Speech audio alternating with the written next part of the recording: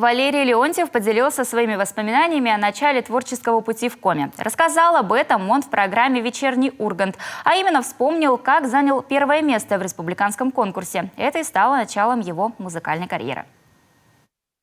В каком-то 1070-м или 970-м или 71-м году я жил в Воркуте, Да. это в Коме СССР, Да. а в столице республики, в городе Сыктывкаре, филармония устроила конкурс республиканский среди самодеятельной молодежи, начинающей, с тем, чтобы отобрать наиболее толковых на этом конкурсе и отправить их в Москву учиться, и чтобы из них образовать потом филармоническую группу эстрадную. А я накануне буквально неудачно очень прыгнул и отломал себе пятку, пяточную кость.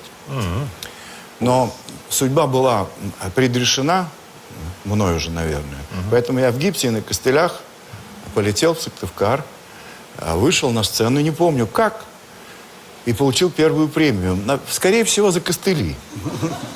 А может быть, за то, что я пел песню Боба Дилана. Был один парень.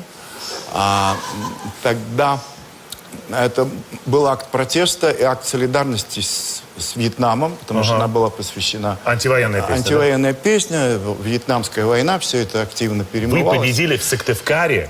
На костыле. Они решили, что вы ветеран Вьетнама. Очевидно.